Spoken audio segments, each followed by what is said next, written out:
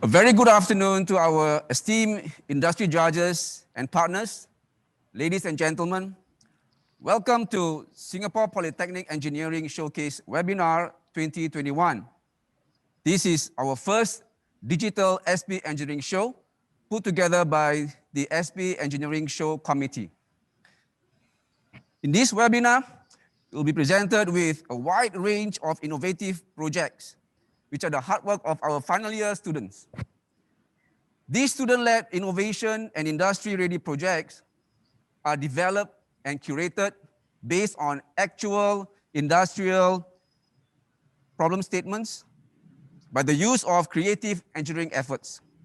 So stay tuned and find out more about all the different projects ranging from advanced manufacturing, 5G, artificial intelligence of things, augmented reality, virtual reality, robotics, autonomous vehicle, and of course, green environment. To begin with, allow me to introduce the panel of project judges consisting of experienced and senior members from the industry. In alphabetical order, we have Mr. Chia On, Deputy Director Shipping from Maritime and Port Authority. Next, we have Mr. Eman Tan, CEO from Asia Polyurethane Manufacturing Private Limited. Mr. Jonathan Hardy from Independent Technology Marketing and former Vice President of Adara. Hello. Hi. Dr. Kelvin Lee Yang Pin, Senior Technical Manager from Samoa Innovation Center. Hi, everyone. And of course, we have Mr. Yi Solin, Corporate BIM Manager from Tiong Seng Contractors Hello. Private Limited. To all judges, allow us to extend to you our greatest appreciation for your time to be with us here. Now, without further ado, let me start off with the project showcase for today's program. There are 5 projects will be shown to you. The presentation, we start off with a project introduction video, followed by a Q&A session, where the judges will ask the teams about their projects. The first project lined up for you is entitled Augmented Reality from Machine Shop Floor IIoT. The student presenters are Lim Chun Wee and Abdul Rahman bin Mansoor. Over to you, students. We have identified 2 different problems in our workshops. The first problem is that the machine has a lot of moving parts and complex mechanisms that require maintenance. And the manuals for the maintenance is very unwieldy for the technicians. The other issue that we have found is that the machine records and status in the SP workshop have to be retrieved on site, means all the technicians would have to be in the workshops to monitor the machines constantly. And if any anomalies occur, it won't be immediately notified to the technicians. Our solution is to create an application which utilizes AR to guide the user on the maintenance procedure. And since it's an app, the app will be able to retrieve real-life data straight from the machine sensor and display it on the application. And through this, the user can be anywhere to access the data of the machine. How we use the app is basically, the first step is the user would hold the application in front of the machine and scan the control panel of the machine, which would then overlay a model of the machine that we have made onto the tablet, and it will start tracking the machine itself. From then on, he would have buttons that would be placed on the side that would carry on every time he pressed and give him information about all the different maintenance procedures to be done at each step. The 3D model was done on site. I'm the model of the team, so I had to measure the entire machine in 1:1 scale using tape measures and laser guides, and transfer all the data onto our modeling software. To ensure that our information is accurate, we check with the lab technician in our lab and to confirm everything that is stated there is correct. With this application, we hope to improve how intuitive it is for the technicians to interact the machine in terms of maintenance, and also increase our efficiency as compared to referring to a manual. Other than maintenance procedure, you'll be able to retrieve statistical information, create work order, and also to view the productivity of the machine through the OEE page. So for our future plan, we plan to expand the app through the entire XP workshop. So all the other machines will have the same feature as the current milling machine. We are quite happy with what we have done, but we hope to see more things being accomplished in the future.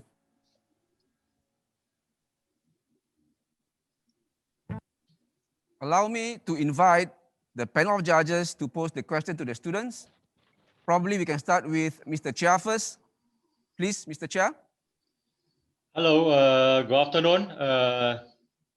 Good to hear that you have a good project in this case. But my first question is that I just want to know during the course of your project, what is the most difficult or challenges that you face, and also how you overcome it? Okay, students. Okay. Yeah.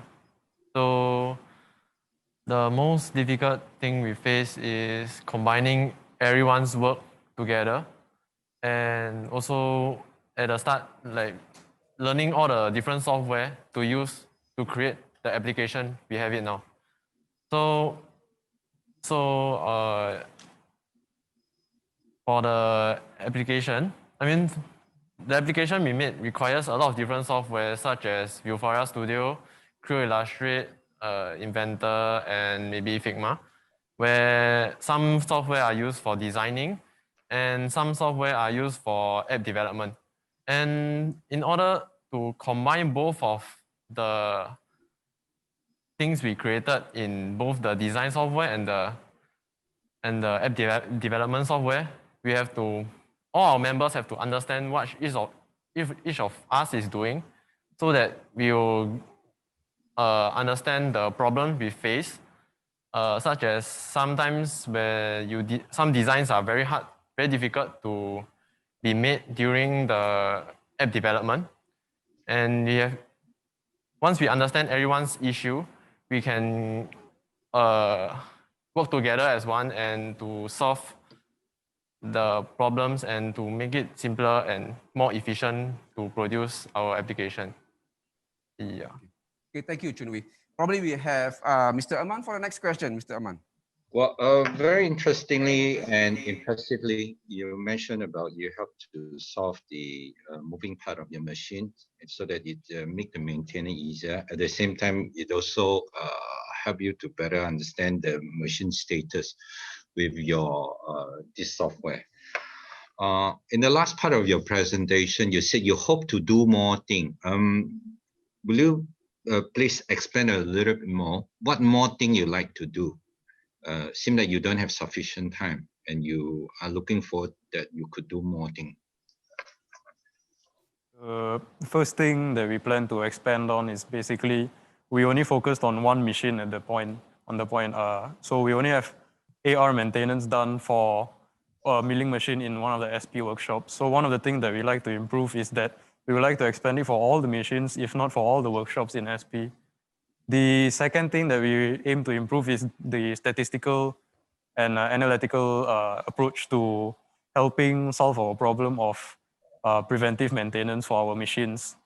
So if a machine breaks down without any supervision around, our analytical and statistical softwares on our app will be able to predict the failure earlier ahead of time and warn the relevant users to heed caution. Okay, thank you. Thank you, Abdul Rahman. Probably Mr. Jonathan Hardy, your next question, please. Yeah, sure. It's actually, I think my question sort of builds on the last one. But firstly, congratulations on a great project, and I think it certainly has a lot of very useful real-world applications. But I think the key on this kind of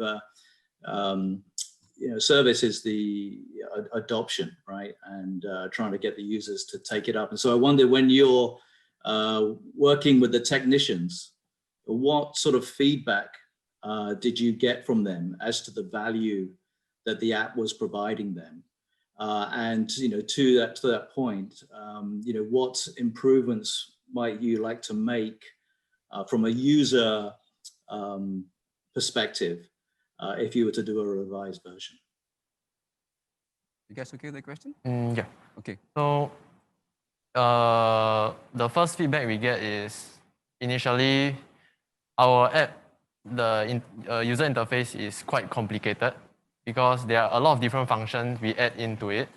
And what we get is if we can make it simpler to see and understand. And so what we do is like we clear out the entire, we put the most important interface or the status in front at the first page. So once the user see the app, he will first see the most important machine status. Is it currently running or not? Or is it currently down? And also some feedback are some work orders require Autocad sketches, and so for some technician or maybe some machinists to do their work. And yeah, for that we'll put into the future developments for it. All right. Yeah. Thank you. Great, Thank you, it sounds Chun Lee. like good feedback. Dr. Thank you. Kelvin Lee.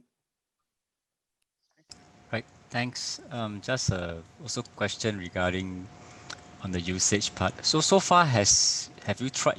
I believe you have already tried using your what you have developed to the user, right? I suppose. So in terms of value add, are you able to quantify whether how much? Because you mentioned that the purpose is also to in a way predict. I would say eventually your KPI is to your ultimate motive is to make sure that the machine has lesser breakdown eventually, right? So and on that aspect, so far, are there any results that you can actually provide or show to say that with your software or with your development that actually helps to improve X% of in terms of maintenance? Do you have any values to quantify on that? We have not fully developed that area yet. One of the areas in the app that focuses on it is what we call the OE page, the overall equipment effectiveness page. That's the part where it deals with the different effectiveness and efficiency of the machines that are being run. So for now, we have just designed and maintain the workflow for those areas of the pages, and we focused on other aspects such as the augmented reality portion and the corrective maintenance portion. Okay, can we have the last question from Mr. Yi, please? Hey, hi. Yeah, it's a good project and it's quite an interesting one. So, firstly, can you explain a little bit more about technical details, like where do you create a model, and then how do you connect the machines to the internet, I assume, and all the way to your apps? Could you explain a little bit more detail about it? And the other question, if I'm allowed to ask one more, is I understand that you have developed one model for the milling machine, right? What if you are going to develop many machines in SP? How will you manage them? I assume there will be hundreds of equipments to develop. Yeah, that's all. Sorry, I believe that we have only one because due to our limitation of time, we have only one question. Probably students can answer the first question that Mr. Yi asked. Okay, for the machine, the main modeler is Raman. So what he do is he went down to the workshop and measured every single part of the machine and model the machine out using Inventor.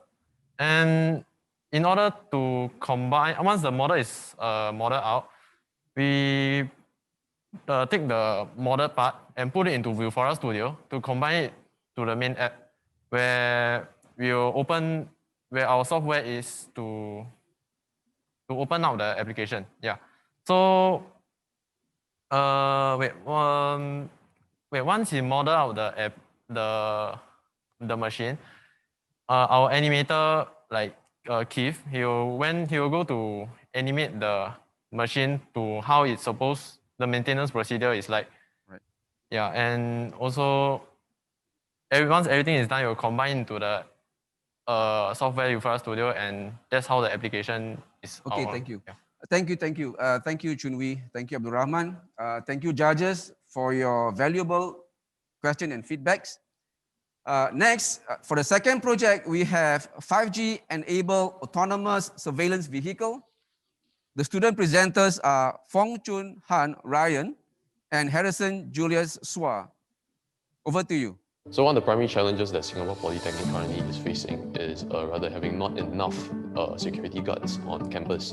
So the problem is having them constantly patrol the campus 24/7 on a daily basis. What my team proposes is our autonomous surveillance vehicle, which actually requires zero human input or presence whatsoever. So the vehicle also possesses an environmental and safety monitoring system, which allows it to detect anomalies and also direct messages to alert relevant security personnel. So equipped with 5G real-time data tracking, a condition monitoring dashboard, AI, computer vision technologies, as well as an automated driving system, our surveillance vehicle can not only transport passengers around the SP campus, it can also detect predetermined conditions for campus safety via a smart camera and several environmental sensors.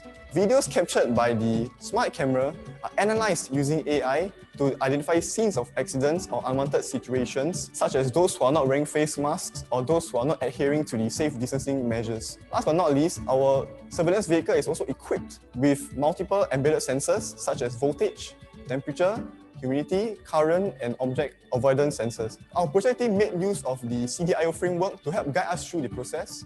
So basically, the CDIO framework has 4 stages, namely conceive, design, implement, and operate. For the first 2 stages, we managed to conceive a feasible design and evaluated readily available and reliable technologies for implementing the autonomous vehicle system. For our project's implementation phase, we managed to build a drive-by-wire system using a buggies model.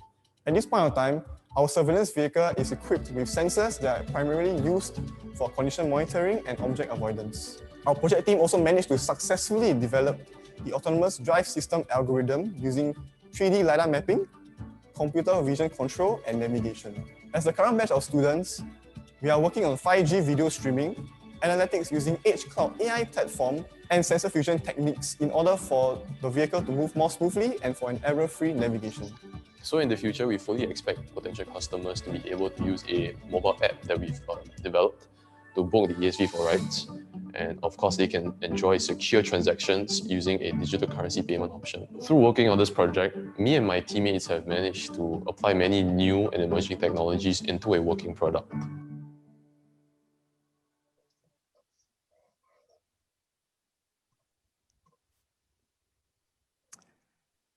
We would like to invite now for the judges to ask the questions. With the same sequence, can we start with Mr. Chia, please? Thank you. Yeah, thank you. I think it's a very good, innovative project. My first question is that I'm sure you have tried out this new remote surveillance vehicle move around in Poly with your security team, actual team in Singapore Poly. Have you gathered any feedback from them? How useful of this surveillance remote vehicle moving around probably like reduce their time, their resources, example, and just want to see what benefit that can we have provide to them. Okay, guys? Okay, so just to clarify, we haven't exactly worked closely together with the security forces yet. However, we are of course planning to work closely together with them by relaying our, let's say, the detections that we've managed to do for face masks and safe distancing, crowd counting as well to them for relevant information. But sorry, could you repeat your last question? Yeah, basically just want to see what benefit that bring. But now I understand that is you are doing on your own. You don't really go link up with the actual security, Polytechnic security. My question actually to get together their actual feedback. This project that can bring to them. That's actually my question. But I understand you have not directly link up with them, but you have some information of a benefit that can no need to be physically go around, reduce the resources, something like that. Okay. So next question, Mr. Mantan, please. Well, Interestingly, you mentioned there isn't enough security guard on the campus. Indeed, it's not just Singapore Poly don't have enough security guard. Singapore don't have enough security guard. Worldwide don't have enough security guard. So we see that there's a great market opportunity. But however, early on, you have indicated that you have not connect with your potential customer, which is the security guard group. So the following up question will be, if you're given the opportunity to market it, to launch it, what will be your marketing strategy? So that to ensure this market will be able to tap on very quickly, because indeed worldwide there is a huge need for securities, prevalence, automated system. Right. Well, we firmly believe that the main selling point that we're trying to push for our vehicle relative to the security personnel on SP is that it actually provides massive convenience for them in terms of surveillance. So our vehicle is intended to also patrol the campus 24/7 and also detect, let's say, fire, smokes, or people have broken face mask rules or safe distancing regulations. And so this is basically an answer to the shortage of manpower that security personnel currently are facing in SP, especially given the fact that we're currently experiencing COVID-19. So there's a shortage of manpower. So our ASV is meant to solve the issue. Okay, thank you. Thank you, Julius. Mr. Jonathan Hardy, next.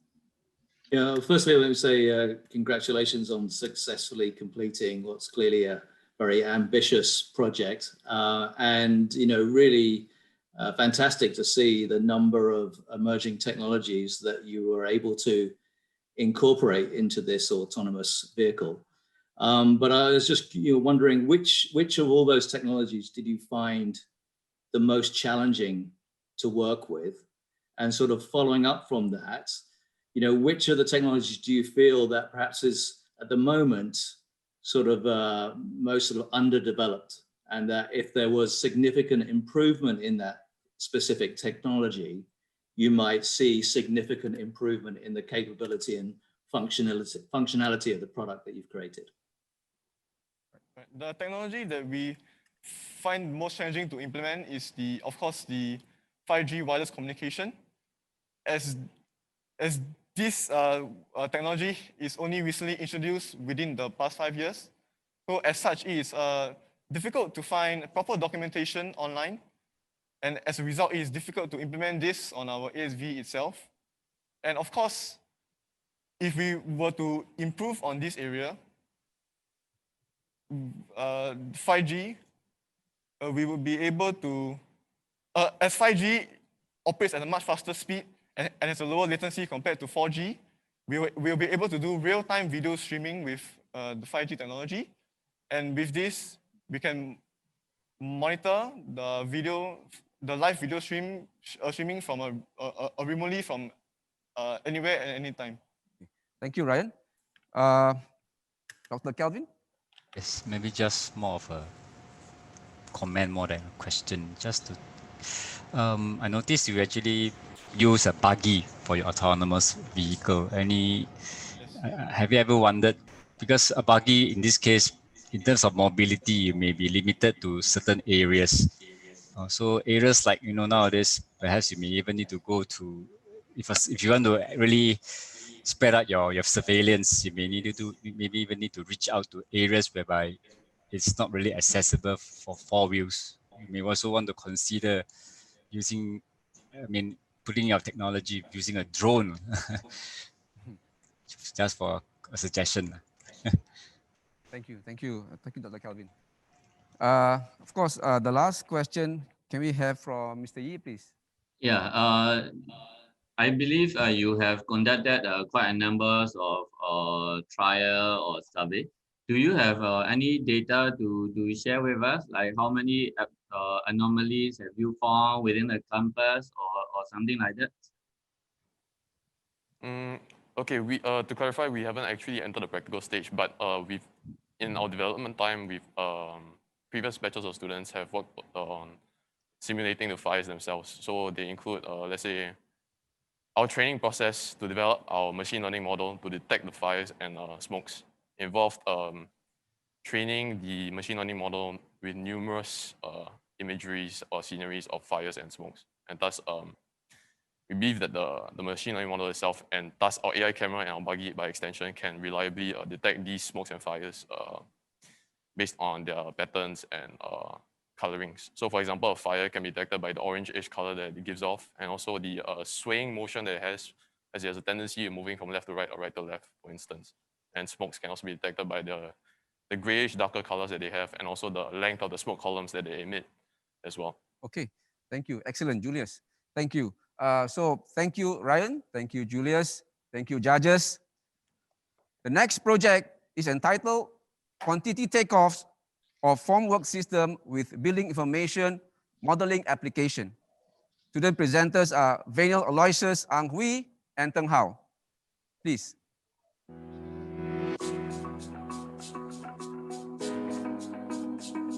As of now, the construction industry is still reliant on manpower, and they do all of the work by manual labor. So what we are trying to do is to create an automated program which will optimize the time taken in the process. Right now, what they are doing in the company is actually to let the engineers design the entire layout and count each of them one by one using the top view of the formwork and the side view of the formwork. So we have come up with two solutions, and the first one is actually the 2D AutoCAD Quantity Takeoff program. So what is required for this program is actually for the designer to design what he or she needs to put in the formwork as per normal. The part where it is automated is actually where they select what is inside the design that they have made. So the computer will intelligently recommend what are the shoring arrangements for each of the towers that the engineer has designed. So in the making of the 2D program, we actually took about 4 weeks to make it, and it consists about 24,000 lines of codes. So as of now, the industry is using the AutoCAD program. But moving in the future, we'll be using a more powerful program called Revit, which is why we have also come up with a solution using that. Actually, we made our own template file, which we can directly see the result of quantity takeoff after finishing drawing. Thus, we create a series of families which consists of all the formwork components required in the project. Moreover, in the future, we will be able to add more combinations of shoring systems in order to improve the efficiency of designing. Lastly, the Revit program will be able to calculate loading of systems and the cost evaluation. So I really think that our hard work has paid off in this project, and we are really happy that we can actually contribute into the industry and use what we learn to improve the construction industry.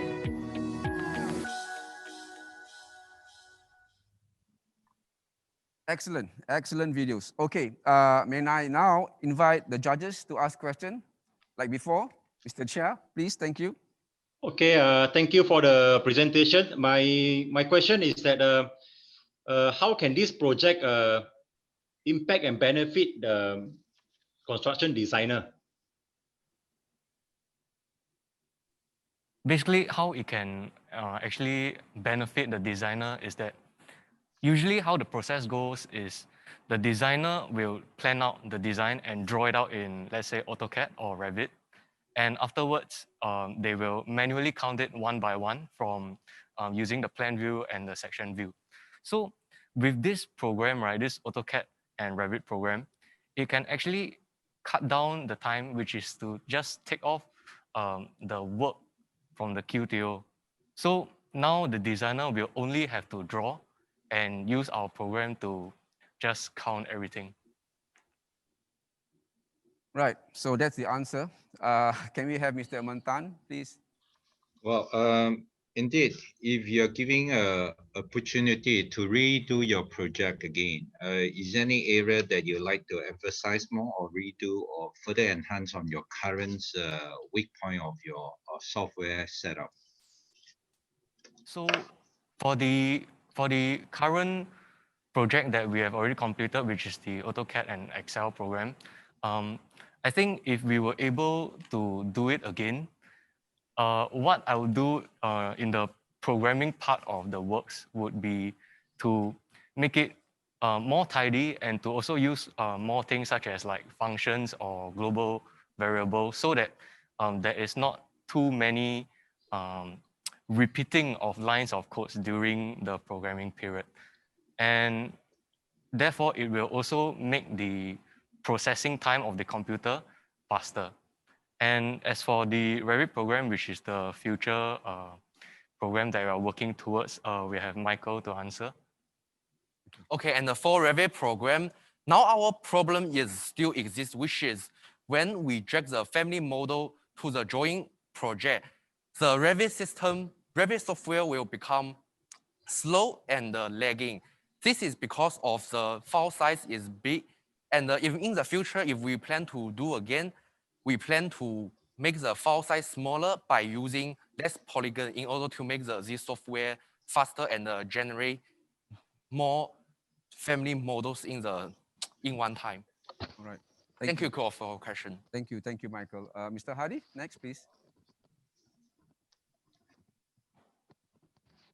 Yeah, hi. So I think again, congrats on the project.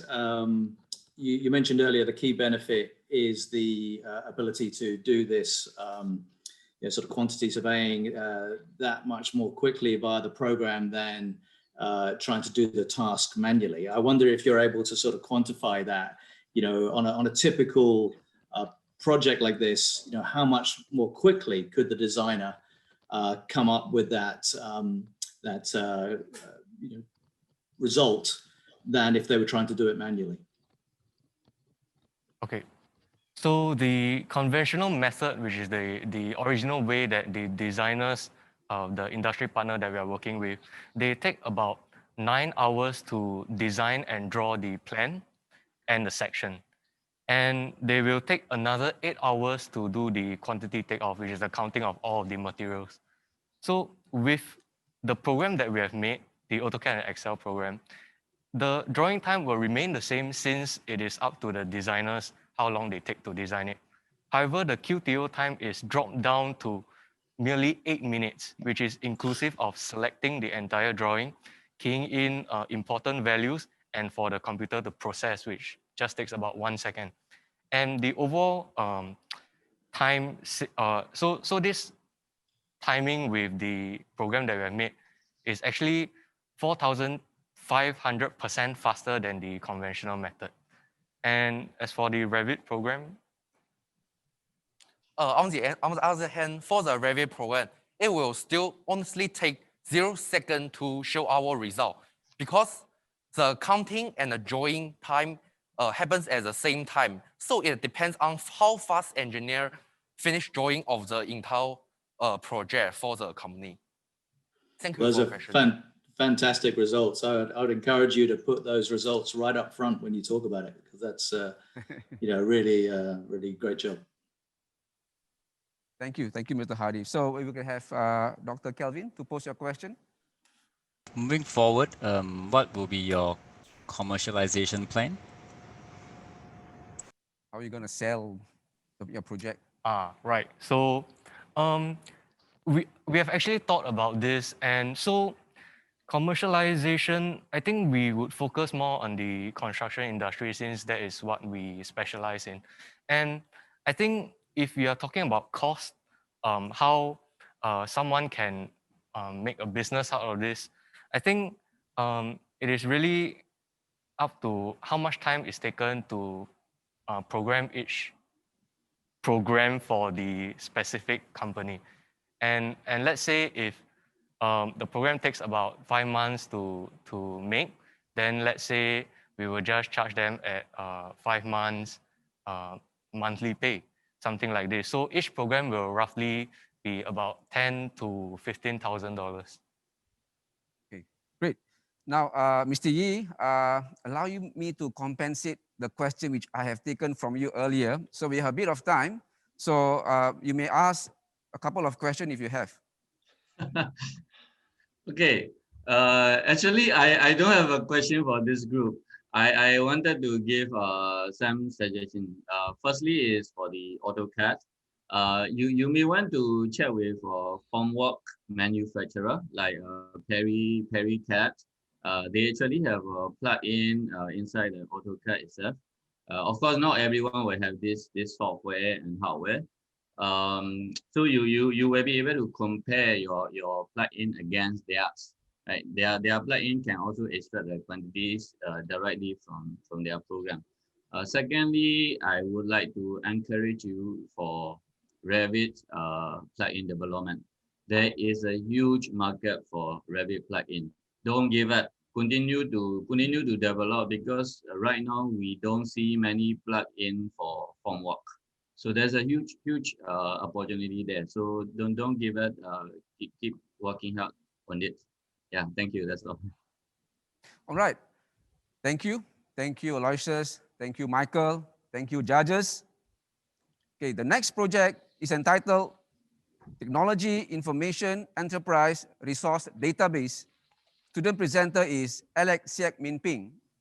Please. So data management is a very tedious job. To process them and to analyze them, it takes a lot of time for anybody to make. What we tried to do was to make something that is much more automated and much more, simplifies the workflow. So this project is for a specific client, the TIE management. What they want to do is to kind of have a spreadsheet to be imported. And by importing of this spreadsheet, it will generate all the tailored graphs that they need to see to view like past return on investments. This job is actually pretty tedious for them. They will have to manually fetch out all the data sets, all the accounting spreadsheets they have for the past maybe 5 years. And from there on, then they will have to individually fetch out all the data sets. Apart from just taking numbers and importing into the chart generation tool, there could be human error that comes involved. So for example, if they accidentally add 0 at the end, this could lead to large number set difference. So with a few simple clicks, it actually allows for all the spreadsheet data to be converted into their graphs. And these graphs are all the resource allocations, which saves a lot more time than individually fetching all the data sets. Another part to it is the accuracy component to it. All the human error is cancelled out because we have a system that simply just takes the input and gives you graphs. So we use the mean stack, MongoDB for database, Node and Express.js for backend, and Angular for frontend. The reason why we chose MongoDB because it allows flexible data storage. The reason why we chose Angular was because it was backed by Google. The benefits of being backed by Google is because it has long-term support and it is reliable. So there are 4 key features. The first one will be importing and exporting our spreadsheets, then followed by tracking of past records, and we will have the comparing of data sets over time, such as asset distribution over time and space distribution over time. The last feature will be allowing the user to create remarks under certain data sets whenever necessary. To create a new accounting date, the user would simply have to create a new record date. From there on, the user would just have to import a spreadsheet and he will have all the data sets needed to generate graphs and charts. So to simply summarize this application, with a single import of a spreadsheet, this application will generate all the tailored charts needed for this TIE resource database. When we want to upscale this project, we will have to, number one, make flexible chart generations, as well as allowing for customized data sets. And once those two are done, this can be upscaled to much more different departments and possibly different organizations.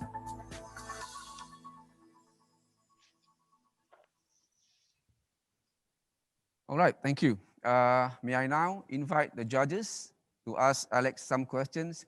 I was told that I have a bit of time, so probably each judge can have a couple of questions on their own. So we start with Mr. Chia. Yeah, thank you, Alex, for the presentation. I just want to, I know that this project actually, in fact, very relevant currently, especially we are in the digital world. So my question is that what are the limitations of this project capability, and what can you do more to improve it if you are given more time or more project money budget for you to improve it? Okay, so I guess one of the biggest limitation of this project is by itself the scope of it. So currently how the project is set up is that it's a very tailored experience. It's made for one specific client and we're trying to fix the client's issue. So when we talk to the client, we got tailored answers of what they want to see, what they don't want to see, as well as what kind of data they will be providing. Now, if we were given much more time, and this is a lot of time because we will need to go into research on what kind of data analysis will want to see and what they will input. it goes into, it will take a lot of research, not only that, then we have to make something that's really customizable for the field, and possibly then this limitation will be toned down, and then we can actually expand on the what kind of companies and organization use this. All right. Mr. Chair, any question from you? Any other question, Mr. Chair? I think that's all. Thanks. Thank you. Next, Mr. Mantan, please. Well, what I like about your technology information enterprise resource database is there is a wide appeal, especially when we talk about big data analytics. It seems to be very relevant, very attractive, although this is just a very niche product for a single customer. So the way to help you to broaden your mindset and or perhaps to think out loud is what is the plan for you to do a multi-dimensional data analytics so that you will be able to write on the Industrial 4.0 platform to further enhance your robustness of your software design. That's one of the points. The other point is, how will you be able to make your program more marketable and make it sell more? Because I see huge potential for the generic applications of this software design if you know how to do it well. Yeah. Yeah. First question. So, sorry, could you repeat the first question? The first question is very simple. I think since there is a wide use of it, so how can you use a multi-dimensional approach so that you can write on the Industrial 4.0 platform to further enhance your strength of this software? I mean, when you do data analytics, you need to understand the multi-dimensional data analytics. Okay, please. Yeah, so the issue right now is because we only have one client and we only understand the client's issue, we don't quite understand how the bigger data, bigger field would be like. Therefore, one thing that we really hope to get is actually more data and what other people might want to see. And only then can we start kind of designing or thinking about how we want to change this project to make it more scalable. And I guess it would be very appealing and very useful for this application to become or kind of solve an issue with big data and kind of analyze them. But the issue is just that we don't have enough data, even though big data is very relevant, which is funny because we just don't have that data. Yeah. Right. That's how about the second question? Yeah. How about the second question? Well, I'm asking about how you're going to make it more relevant to the marketplace and make it more marketable. Especially we see potential of you being able to appeal to the mass industry use. Okay, maybe I just go with the feature sets of this application right now. So maybe for feature sets, we are currently thinking of maybe making it customizable of what kind of data they want to be inputted, as well as what kind of data they want us to be outputted. And this tool is one thing that we are really stressing out on because right now, because of these two issues, we kind of tailored it to a user's experience. Whereas if we were to open it up, it will actually, well, open up a lot of organizations to use it. And it is, of course, the issue with this is that when we were designing this application, when we close down these two fields, it makes it very easy for a single client, a specific client, to input his files and all this to generate all the data sets he wants to see. Whereas if we were to develop it with a very open mindset, that will have an issue where the person has to come in and configure everything and would spend a lot more time. And that was the issue that we had to balance out.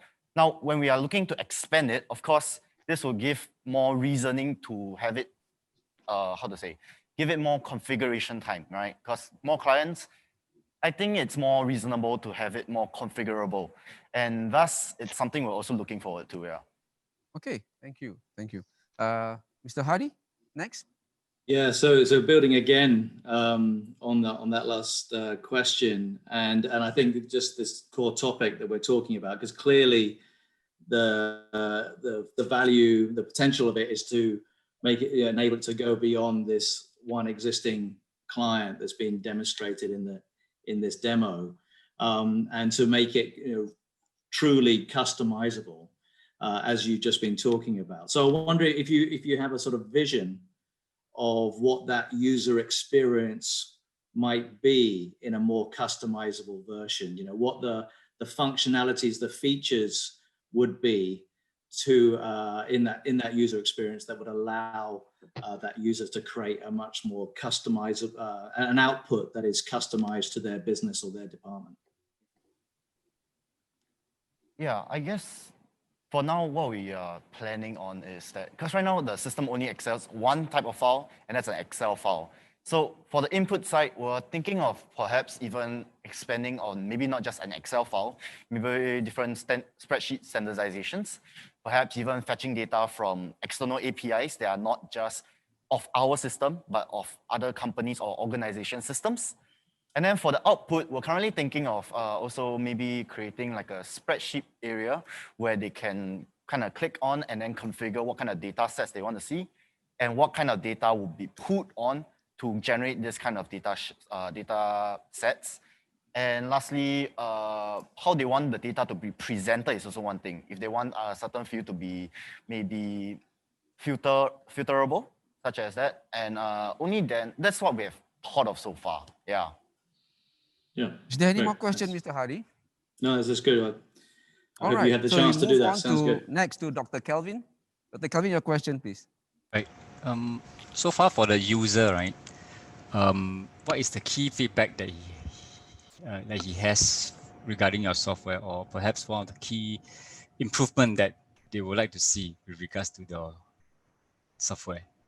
And any feedback from them? The customers, what they want. Yeah. So we didn't get much feedback from him. So of course, one thing that he had a problem of, which is creating charts and data through using his data spreadsheets. And of course, that would have taken a long time. So of course, what our application developed actually simplified this process a lot, quickened it as well. As for the downside of it, although we didn't get much feedback from him, we ourselves have realized that our application is not the most or quickest way of navigation through the website. So I don't have it right now, but for example, if they want to see maybe assets, right, they have to go back to the main page and then click on assets.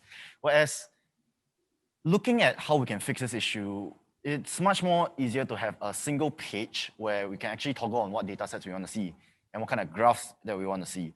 So that's a feedback that we kind of came up with ourselves.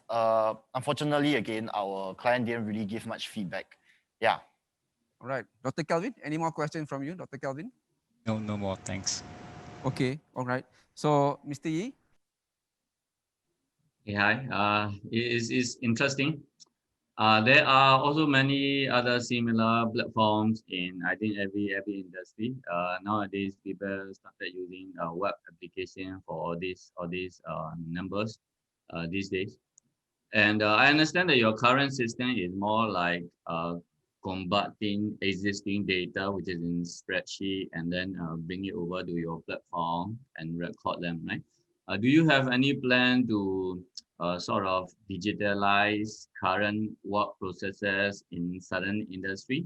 Probably you might have looked at certain industry like construction or manufacturing or whatsoever. That will give you more opportunity, I think.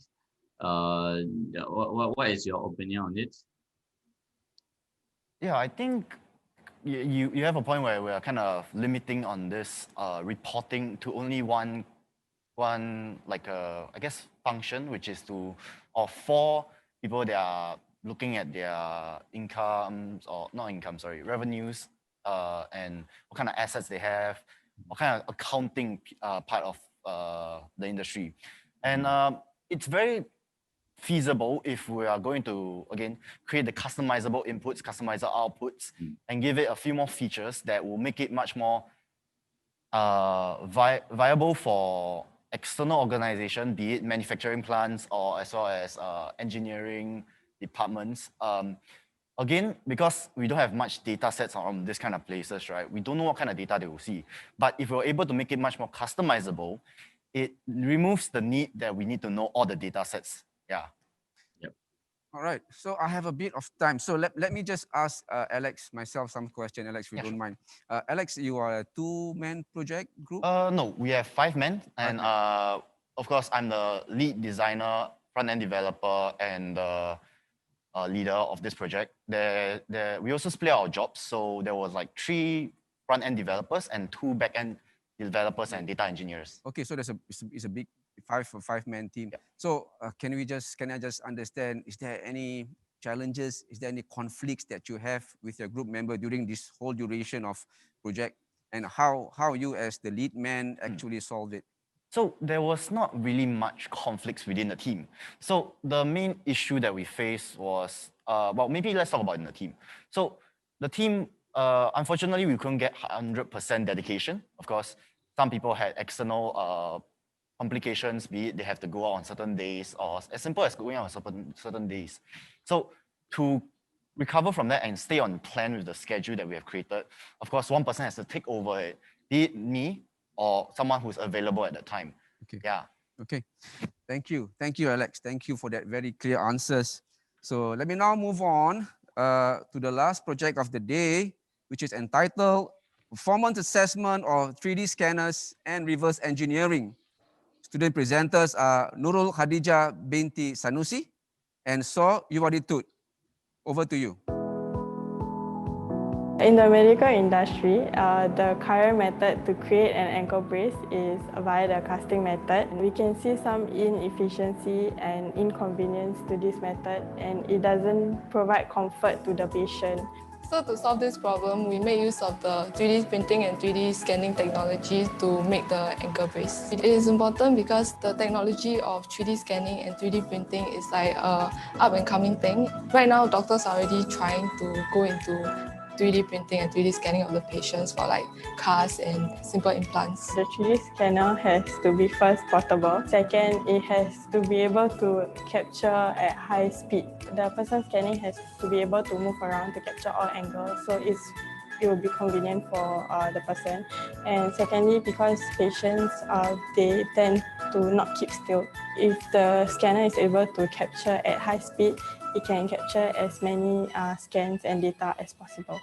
So for the post-processing, the 3D mesh model has to be the same, if not similar to the original. And for the 3D printed brace, the material has to be ideal.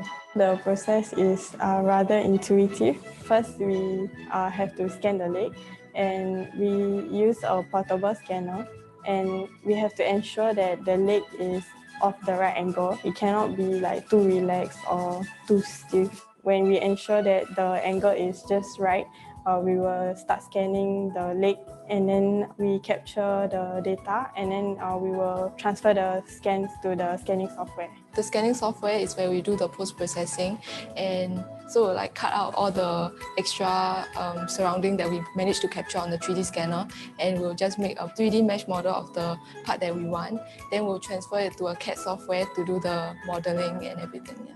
We were able to cut down the amount of time to create the ankle brace significantly. The 3D scanning and post-processing takes about a day, and the 3D printing takes another day, so the process is rather quite short.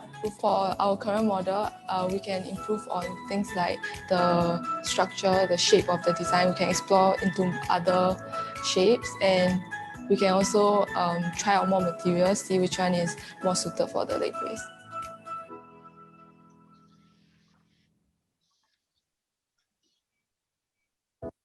Excellent, very nice presentation video. So can I just invite the judges to pose the question, starting again from Mr. Chia, please. Yeah, thank you for your presentation. I just want to know that I know that you're creating this brace using a 3D printing, and do you have the comparison? What are the benefit of using this 3D printing compared to the current example brace ankle conventional type?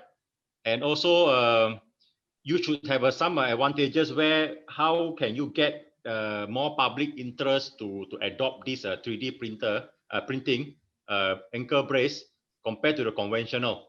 Whether is it able to market in future or not? Okay. Well, for the using our 3D printing and scanning technology, we are able to speak up. Okay. we are able to reduce the waiting time as well as the we're,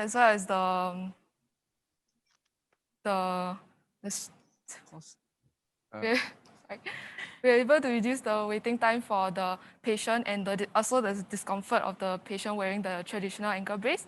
And because our project stands as a proof of concept as to how the industry, such as the medical industry as well as the hospital, is recommended to use more of these this 3D printing technology as in terms of how in treating physical impairments and designing other medical devices. Yeah. So the next question, I think Michelle is asking, how do you actually convince the public to use these 3D printing braces as compared to the one existing in the market?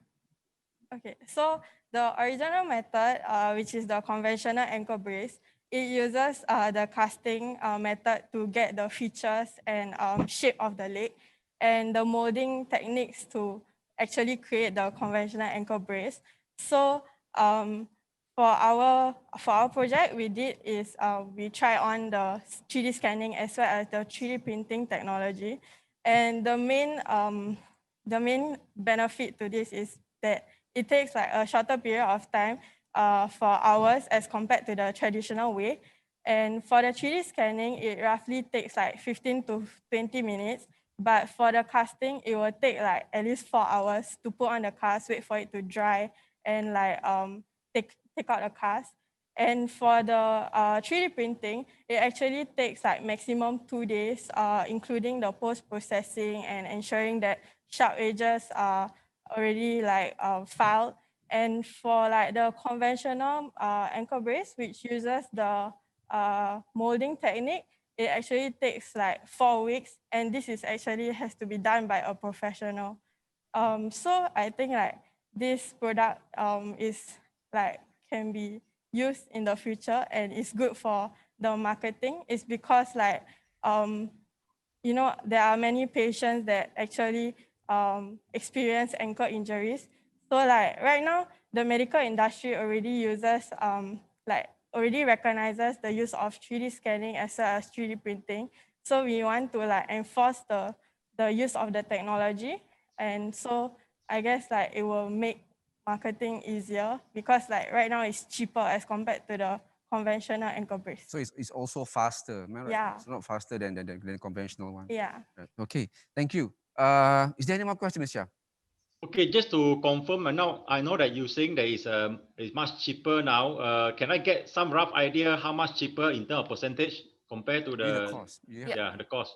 For the ankle brace that we design right now is cost roughly from $30 to $50, depending on the material as well as the size of the brace itself. And as compared to the methods that they are used in traditional ankle brace casting and molding, it can cost up to anywhere from $100 to over $300, depending on the size as well. Yeah. Okay. So what are the thank you. sizes that you currently have that you can actually now when you have large, medium, small? Is the for example we did on the ankle only, and it can go up to the leg and for example the arm as well can be the brace can be the wrist or the whole arm. Oh, nice. Yeah, so that's the nice. sizes. Thank you. So if there's no more question from Mr. Chia, can I invite Mr. Mantan to ask his question, please? Well, indeed, I must congratulate Singapore Poly for having quite a relevant industrial project because it seems quite relevant to the current need. Because from a material science business myself, I do see that there's a huge potential for the use in the medical field. In order to ask some relevant question, you may understand what sort of material are you using to print this 3D material? Is it TPU, thermopolyurethane, or what?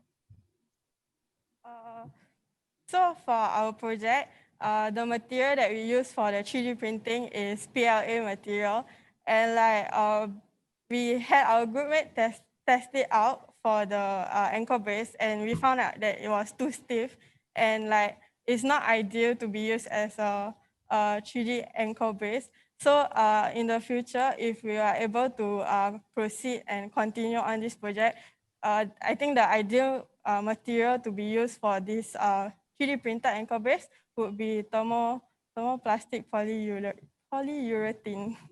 Yeah, Okay, nice. exactly. All right. Yeah, exactly. That is the industry where I'm in. That's why I must say I must congratulate Singapore Polytechnic for training the future talent to meet the need of the future's industry. I'm going to ask you a few questions just to make it more marketable. Have you tested this in the real life in at the hospital so that you generate sufficient real world data to further enhance your project? That's question number one. Number two, if you are going to redo this project, what would you do to further enhance your whole prototype and setup? Okay, the first question, you get it? Right. First question. What's the first question? Repeat. The first question was about how do you get, have you got any feedback from the hospitals as the unit has been sent over to the hospital for, yeah. Sorry, thank you for your question. Basically, for our project, we haven't really sent our idea out to hospitals or any industries because right now we are just trying to have a proof of concept whether the 3D scanning technology and printing is actually suitable and ideal to be used for this kind of application. Yeah. Okay, the next question I think is about improvements. Do you get it? Okay. Yeah. Proceed. For improvements, we'll improve on we'll redesign the whole ankle brace to optimize the flexibility as well as the flexibility and the strength of the whole ankle brace, and without compromising on the function of the ankle brace itself, which is to support and sustain, support the user at the area where the person is injured. Yeah. All right, excellent. Mr. Ahmad, is there any more question from you? Oh, good. Okay, thank you very much. So, Mr. Jonathan Hardy, next, please. Yeah, thanks. Again, a very interesting project. I think, and it was interesting hearing your comment that the unit cost of this product would be sort of lower than the current method. But I wonder what sort of investment in infrastructure and supporting equipment is needed to sort of make it viable on a large scale. Like, for instance, would you need to have portable scanners in like every location where someone's foot, for instance, would need to be treated, and what kind of cost those portable scanners run at? And then building on that, in the video sort of mentioned that there's a real requirement for the patient to sit still. And so I wonder how much of a limitation is that? Like, for instance, do you think it would work with kids, for instance, who might struggle to be as still as required? So how much limitation is there on what patients it could be applied to? You get it? Yeah, I got it. Okay, the first one. Basically, the main important part for our project is to be able to use the 3D scanner to get the features of the leg. So definitely we will need the portable 3D scanners to be located at the places that offer this treatment. Yeah, this 3D printed ankle brace. So on the other hand, they also have to have 3D printers so that they can print the ankle brace itself, which actually is important because the main purpose is that the time taken should be shorter. So yeah, we have to have this equipment ready before allowing the patient to try on it. Just out of curiosity, how much would be the one that you are using, those 3D printers? Yeah. We're not really sure as to the 3D printers, but the 3D scanners, yeah, they have a range of costs. They cost up to like about $10,000, but there are also like more affordable ones that are like up and coming. This type of, yeah, they are getting more affordable. That's the point. Yeah, and also for limitations, the patient has to keep his foot like at a 90-degree angle for a few minutes but it's not as uncomfortable as when you have to wait for like the traditional mode to dry. And because the scanning takes about like at most 10 minutes. And so for like little children, it wouldn't be that much of a problem. Like hopefully they can sit still for 10 minutes. Yeah. All right. Okay. Mr. Jonathan Hardy, is there any more question from you? No, that's good. Thanks very much. All right. Thank you. Next is Dr. Kelvin Lee. Hi. Just one question. I believe the use of 3D printing in the medical industry is something which is up and coming. So I'm not sure whether have you done any benchmarking or comparison to what is being used in terms of 3D printing in the industry? And if you have, what is your key selling point using the technology that you're using? So right now, even though it is up and coming, most hospitals, for example, in Singapore, they don't really use 3D printing technology. So I think that part is actually helps to promote the 3D printed ankle brace to the patients. And also like, especially because it takes a shorter period of time, that is like the most important thing, because like conventional ankle braces, they take like a long period of time to be fabricated. So like the patient have to wait and then like suffer through the injury. But for our case, like because 3D printing now takes a faster time, so like the patient doesn't have to like wait for a long period of time. So they can just like wait for maybe 2 days to heal their injuries. All right. Dr. Kevin, is there anything else from you? That's all from me. Thank you. Thank you. Of course, the last would be Mr. Yi. Question, please. Yeah, very, very interesting and very practical project. Congratulations. Being the last judge to ask questions is quite challenging for me as well, because judges earlier asked the questions that I wanted to ask. In this exam, Mr. Augmented asked the 2 questions, the material and the feedback. Anyway, unfortunately, I still have questions. Right. So the first question is, now your project is about the ankle brace. What about any other body parts like bones? Is it possible, or do you think it is possible? That's number 1. Number 2 is, what about the processing time? Now you will need 2 days to complete the whole process. Can you make it 1 hour? Is it possible? Thank you.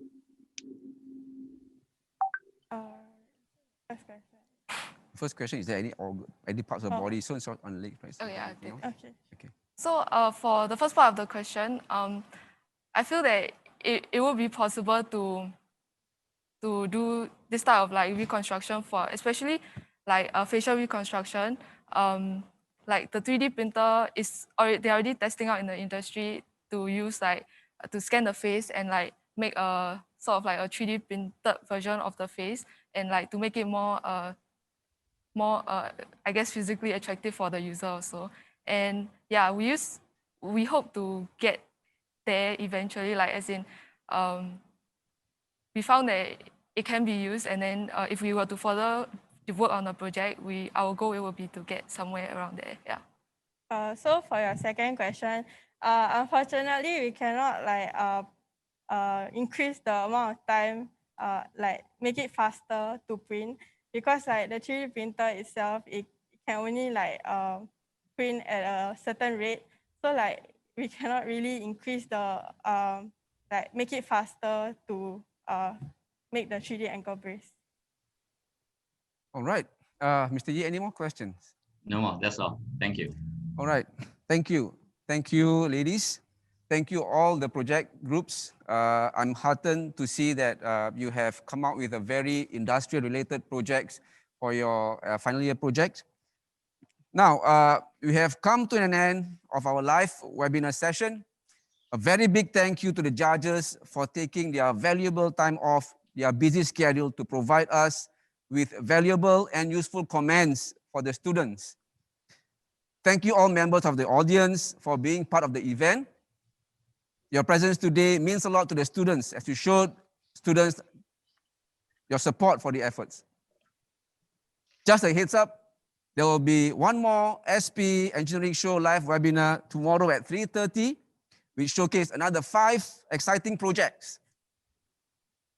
For those who want to find out more on the course of the live session by various schools tomorrow and the Partners Forum on Saturday, please refer to the SP Open House website for the timing and registration details. With that, have a nice day. I see you again tomorrow at 3:30 for the second session of Singapore Polytechnic Engineering Showcase Webinar 2021. Thank you. Thank you, everyone. Bye. Thank you. Good job. Thank you. Bye-bye. Bye-bye.